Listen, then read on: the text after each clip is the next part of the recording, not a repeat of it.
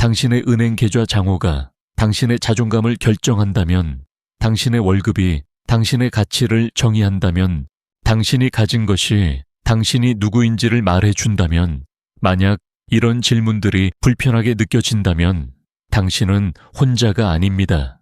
현대 사회에서 우리 대부분은 돈과 병적인 관계를 맺고 있습니다.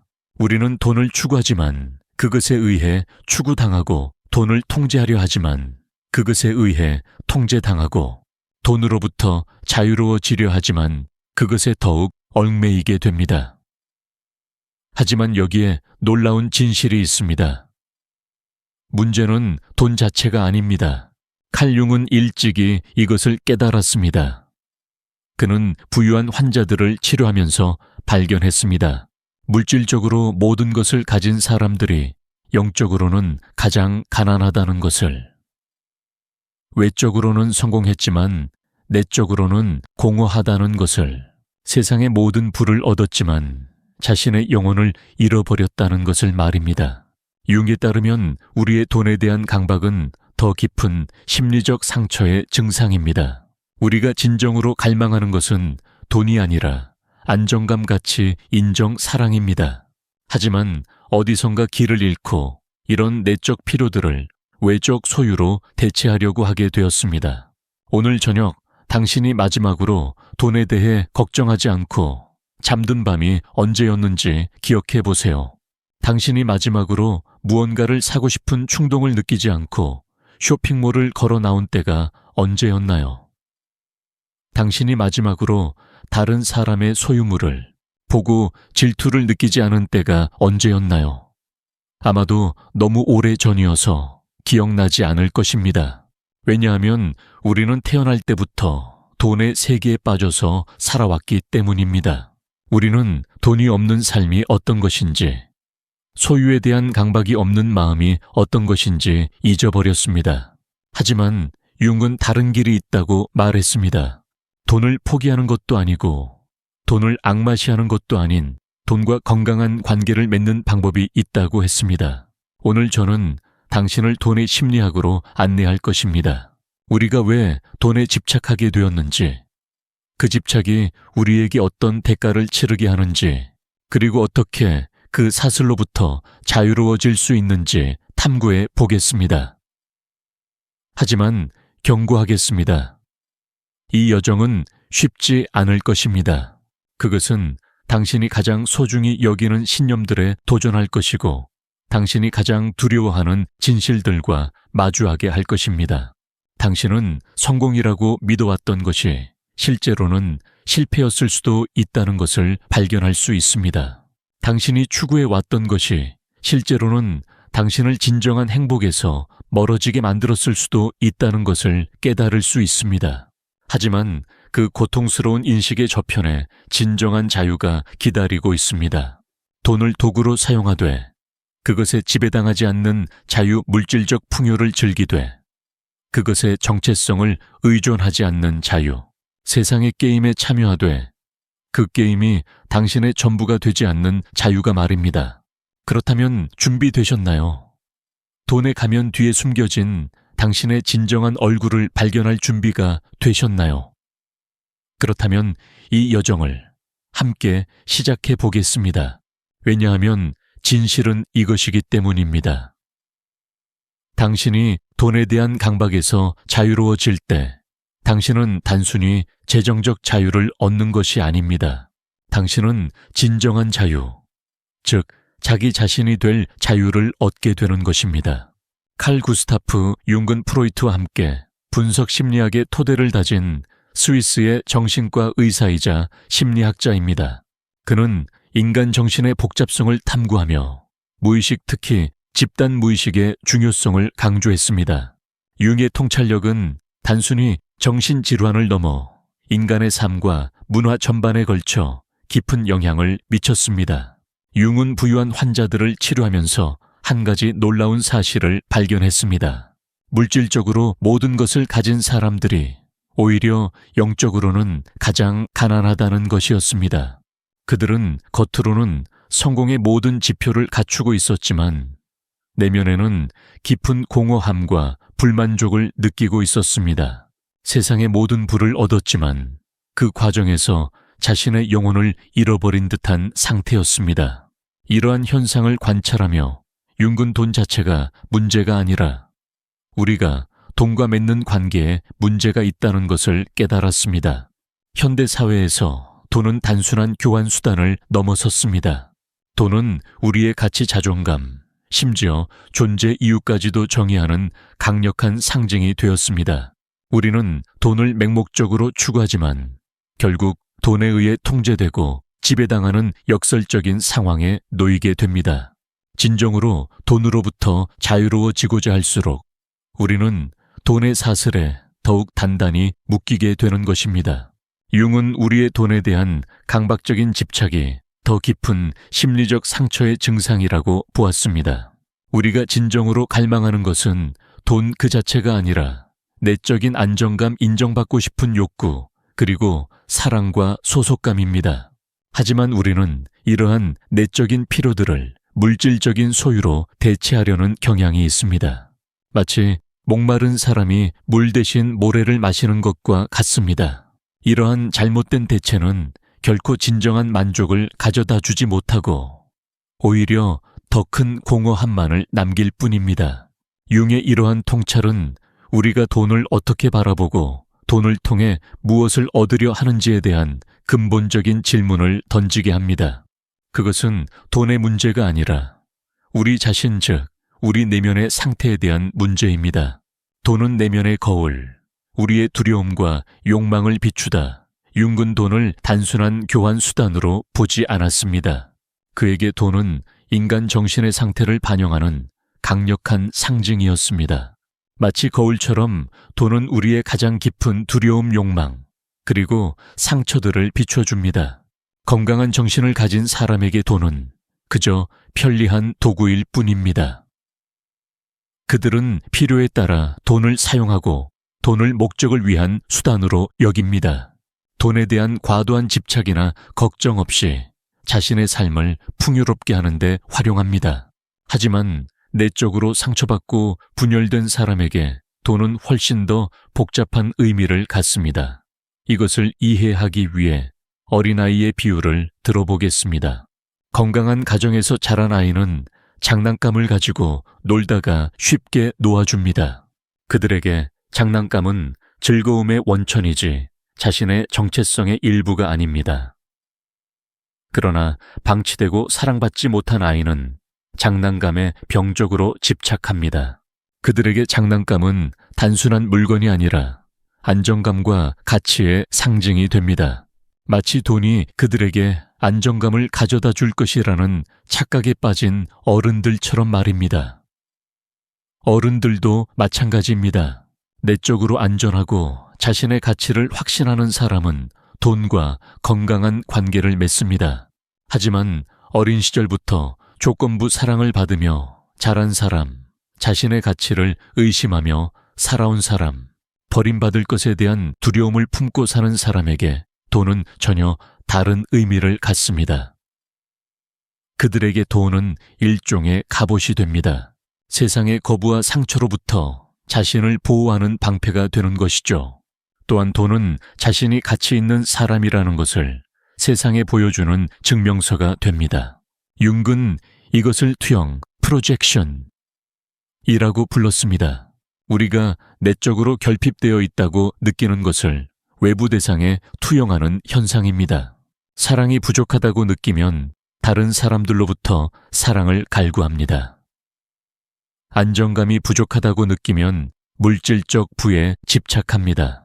자존감이 부족하다고 느끼면 외부의 인정과 성공을 추구합니다.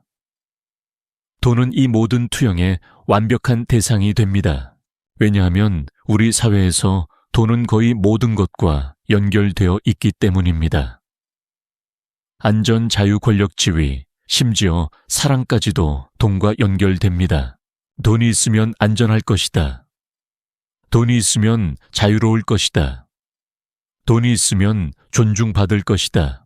돈이 있으면 사랑받을 것이다와 같은 믿음들은 얼마나 깊이 우리 무의식에 뿌리 박혀 있는지 모릅니다.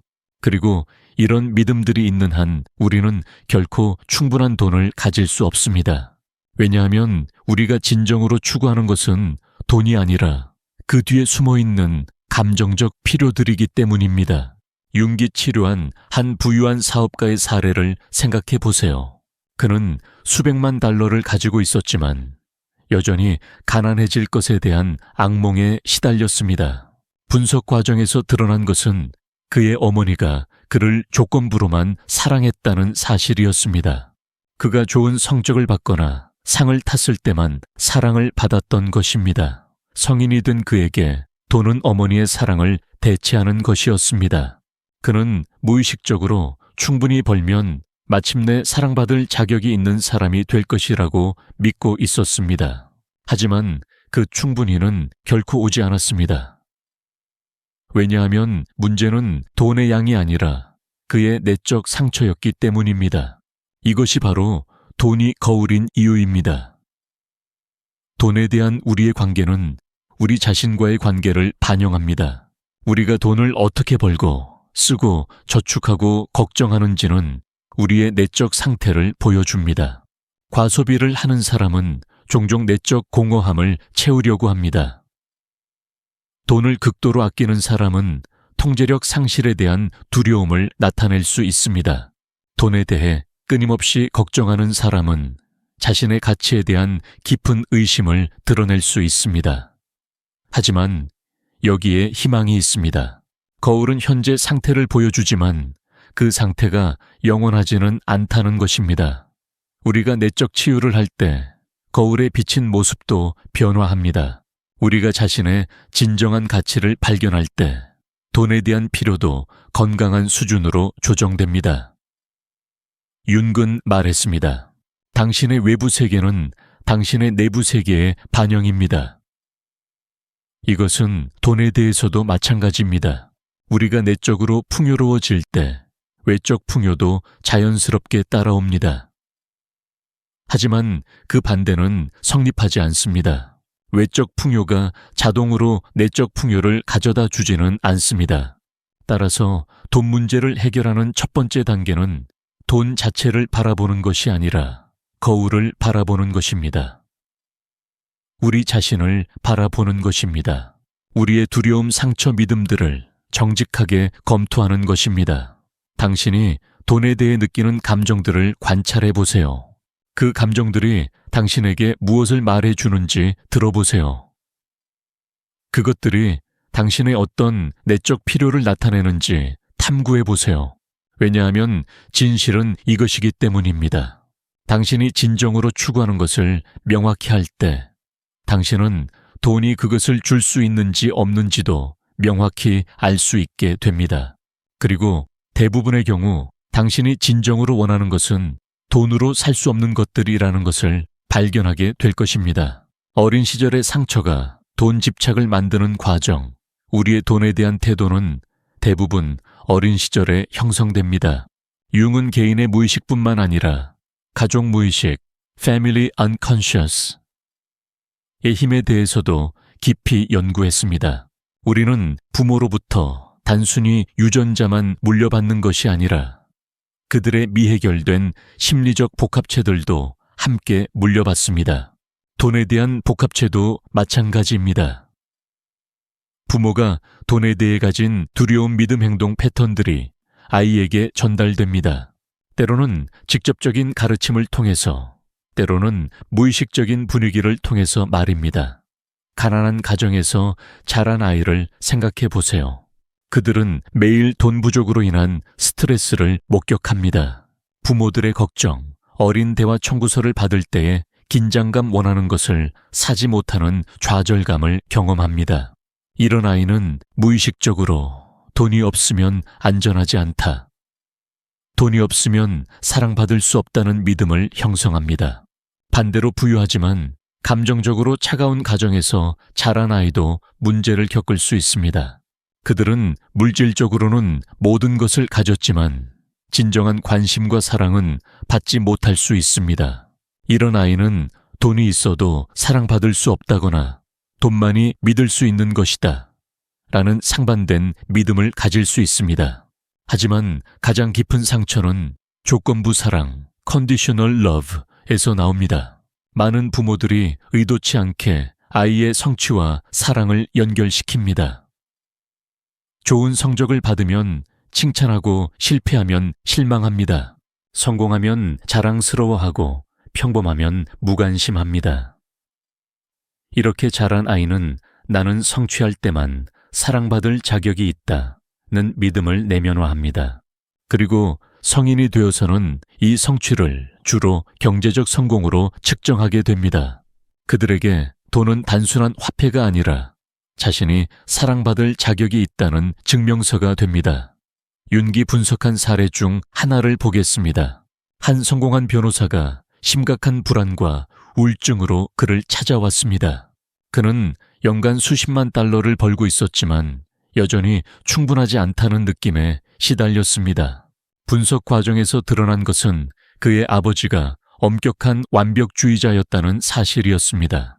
아버지는 아들이 1등을 하면 잘했다고 말했지만 2등을 하면 더 노력해야 한다고 말했습니다.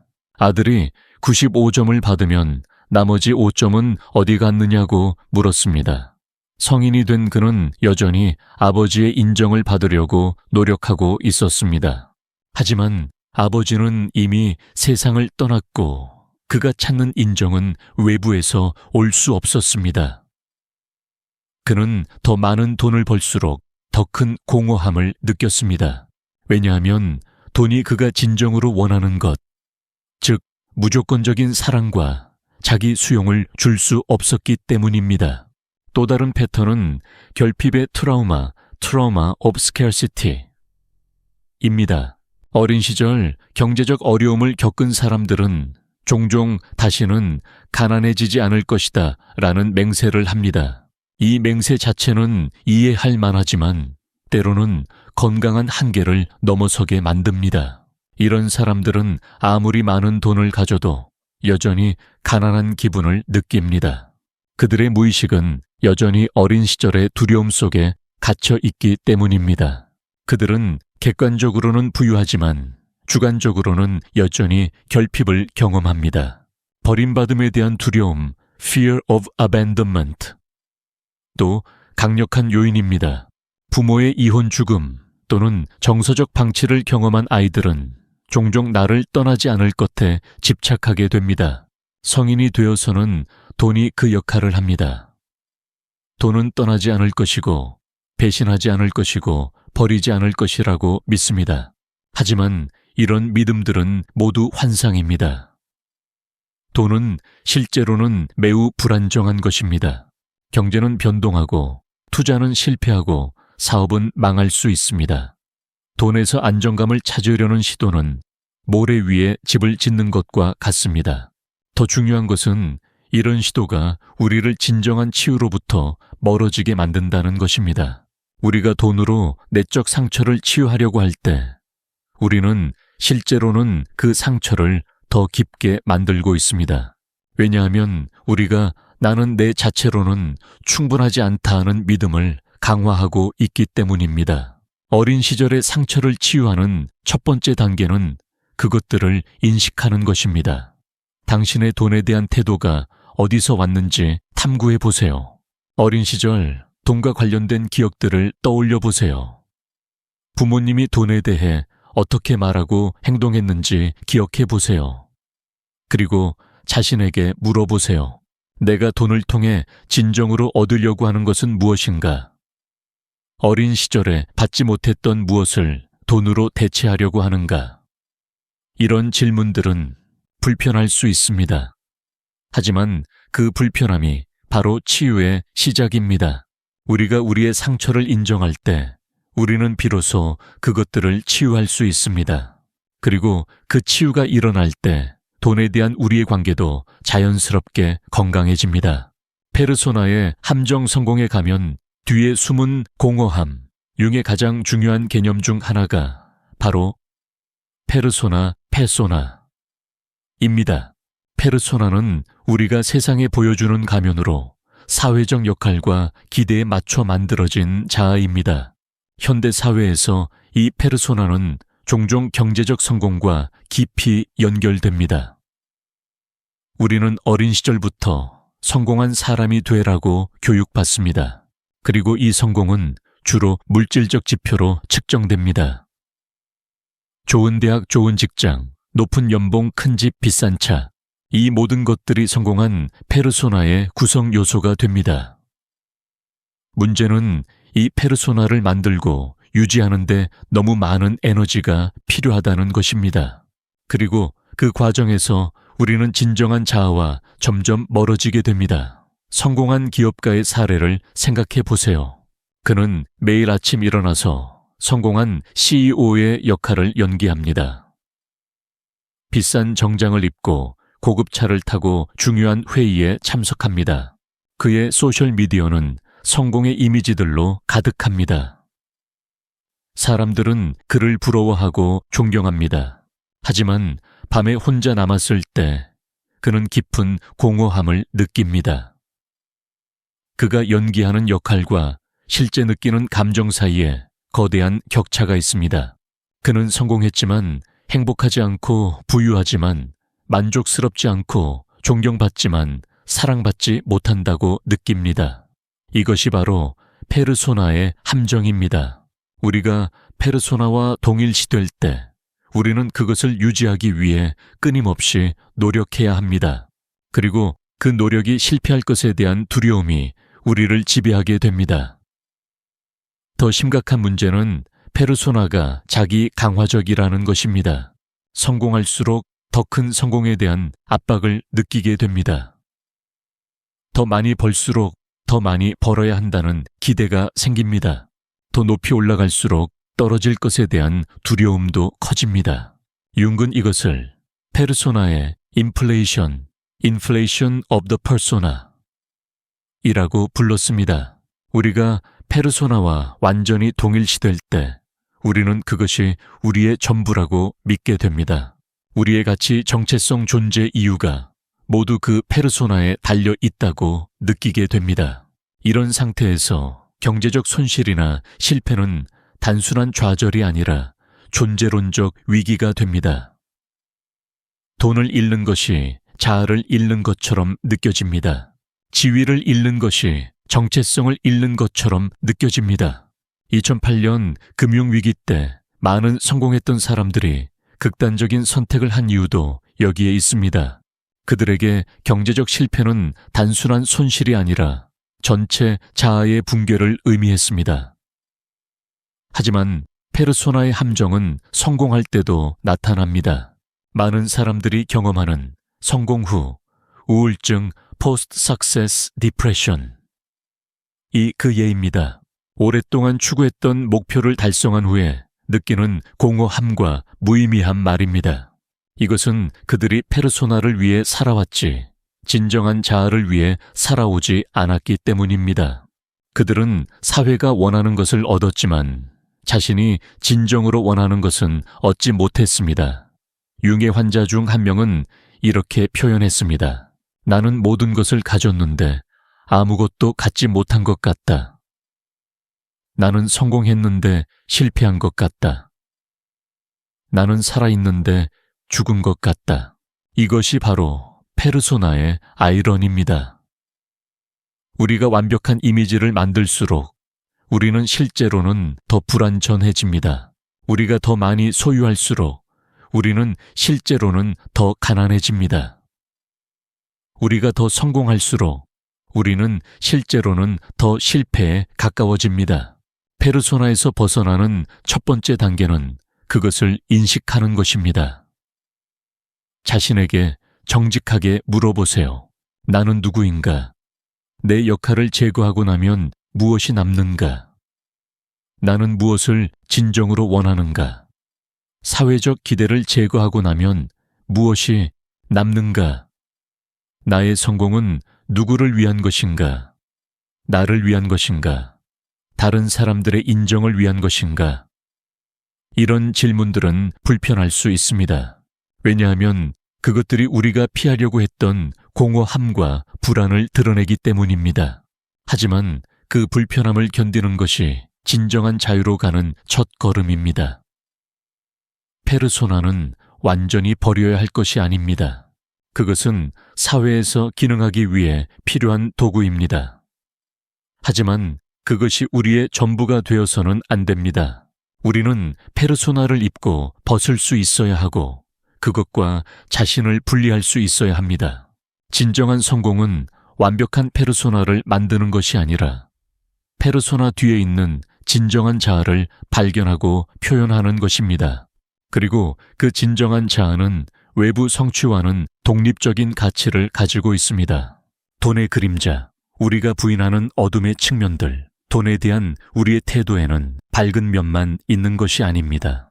융의 그림자, 아이론 섀도우 티오리에 따르면 우리가 의식적으로 받아들이기를 거부하는 어두운 측면들이 있습니다. 돈과 관련해서도 우리가 인정하고 싶지 않은 동기들과 욕망들이 존재합니다. 대부분의 사람들은 자신이 돈을 원하는 이유를 고상하게 포장합니다. 가족을 위해서, 안전을 위해서, 자유를 위해서라고 말합니다.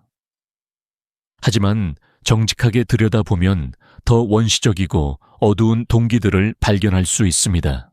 권력에 대한 욕망, desire for power. 이 그 하나입니다. 돈은 권력의 가장 직접적인 형태입니다. 다른 사람들을 통제하고 영향을 미치고 지배할 수 있는 능력을 제공합니다. 하지만 대부분의 사람들은 이런 욕망을 인정하기를 거부합니다.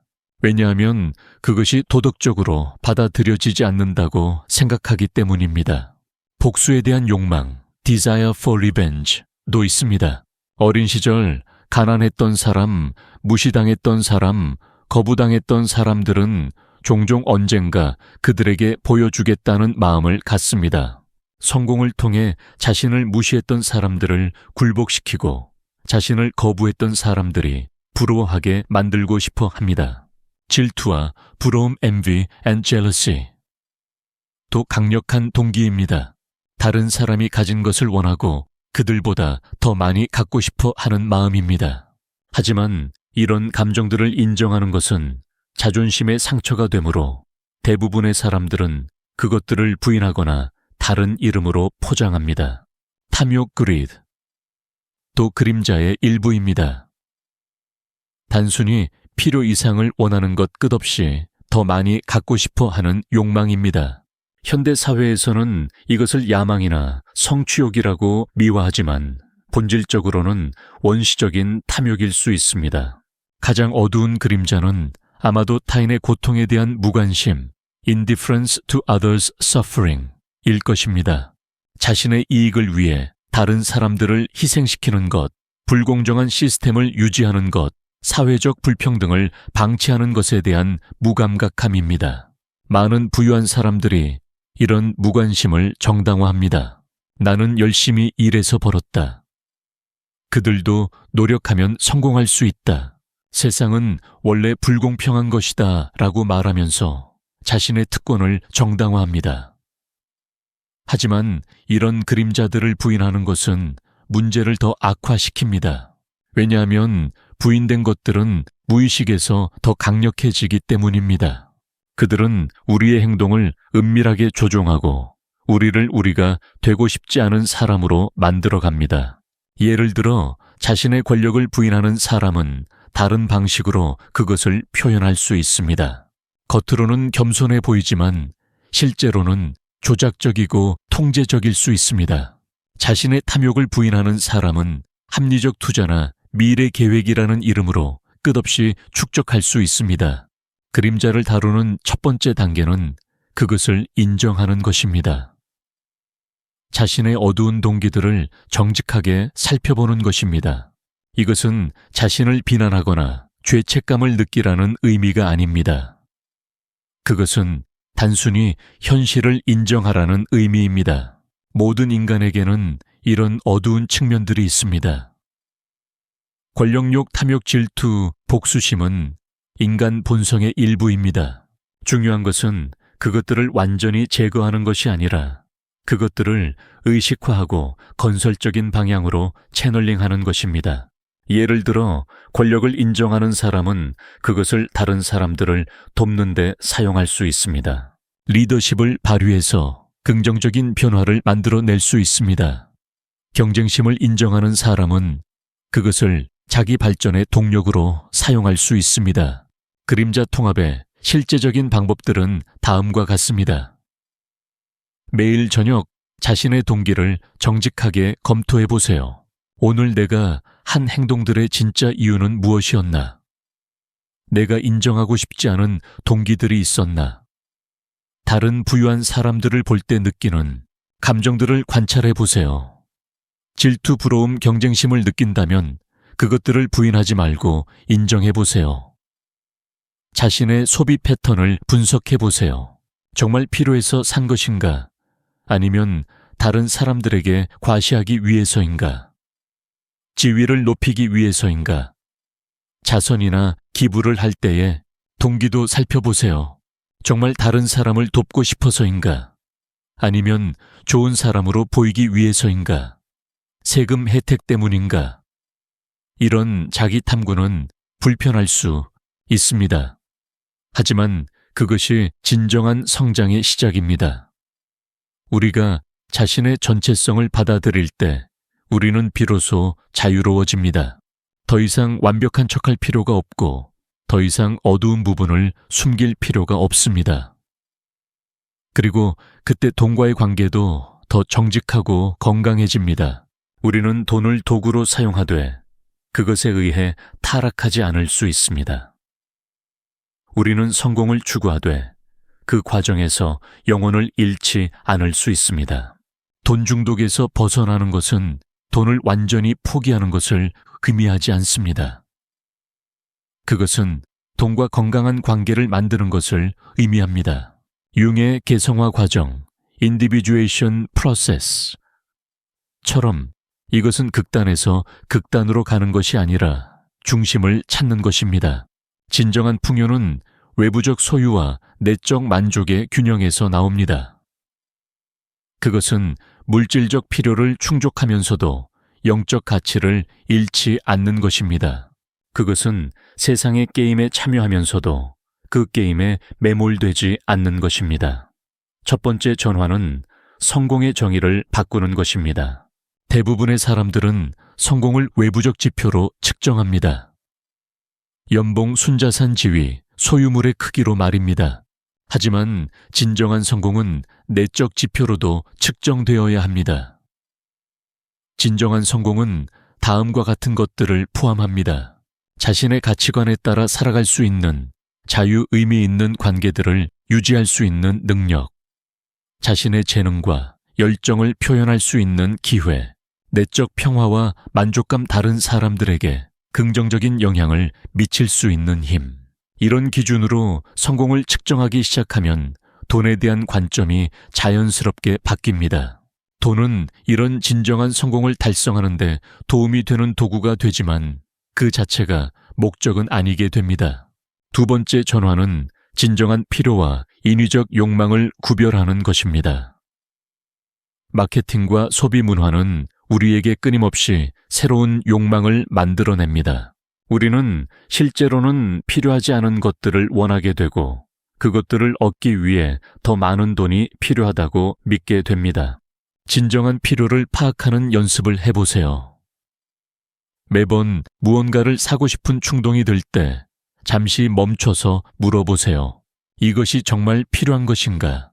아니면 원하는 것인가?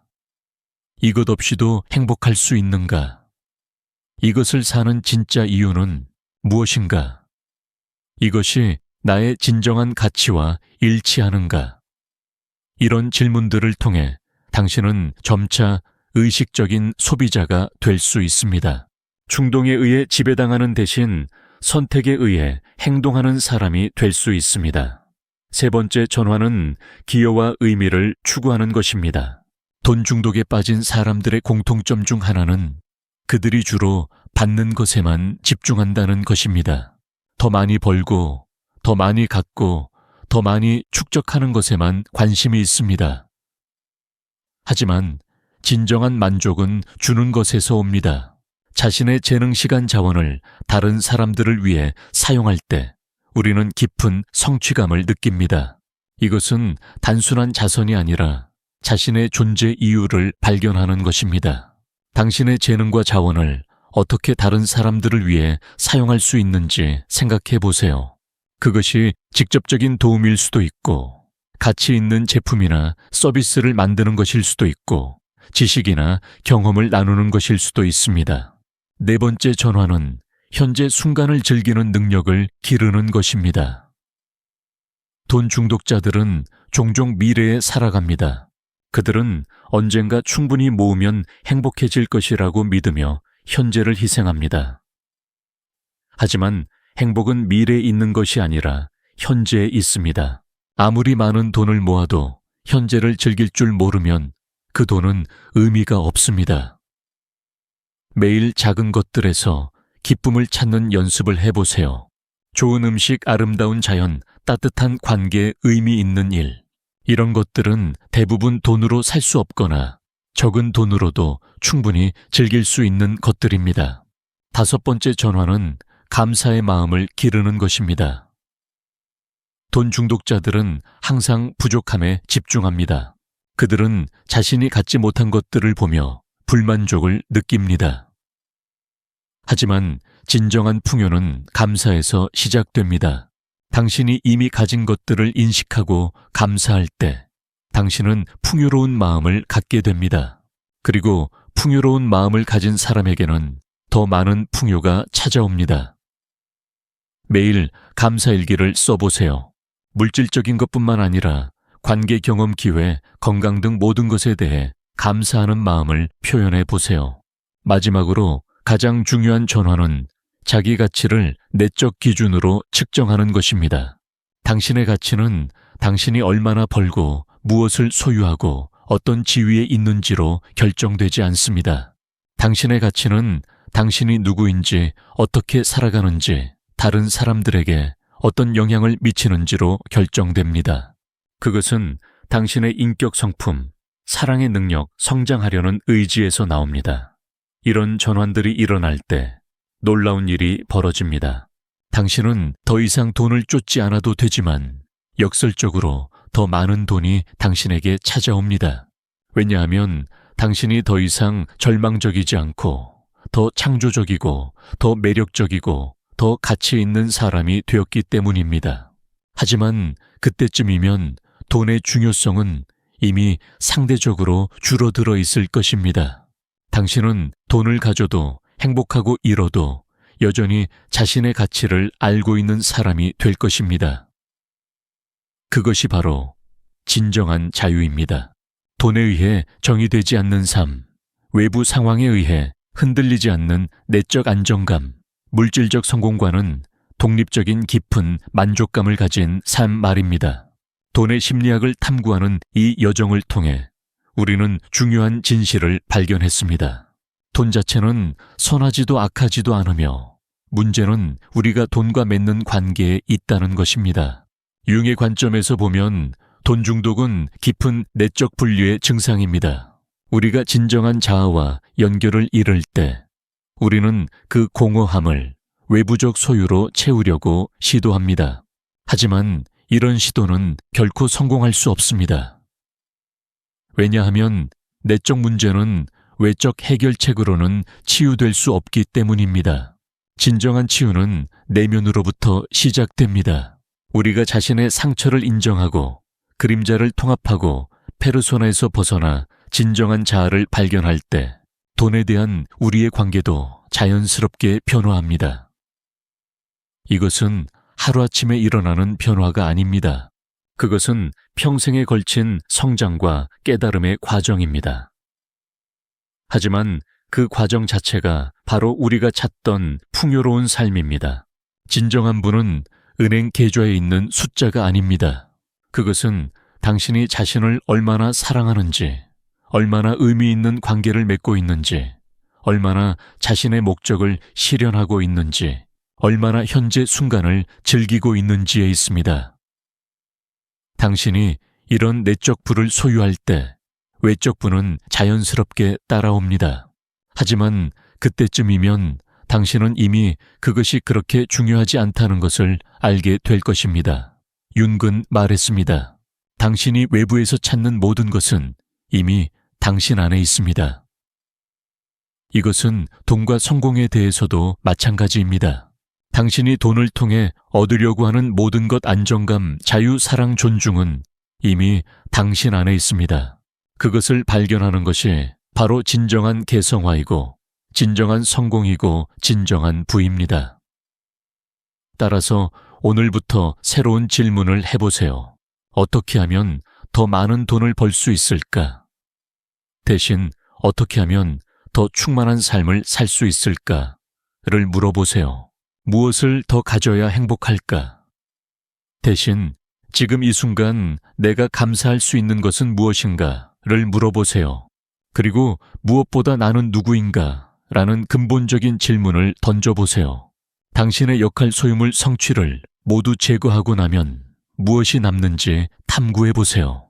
그 탐구의 끝에서 당신은 돈보다 훨씬 더 귀중한 것을 발견할 것입니다. 바로 당신 자신을 발견할 것입니다. 그리고 그것이야말로 이 세상에서 가장 큰 부입니다. 돈은 올 수도 있고 갈 수도 있습니다. 하지만 당신의 진정한 자아는 영원합니다. 그것을 발견하고 살아가는 것이야말로 진정한 풍요로운 삶의 비밀입니다.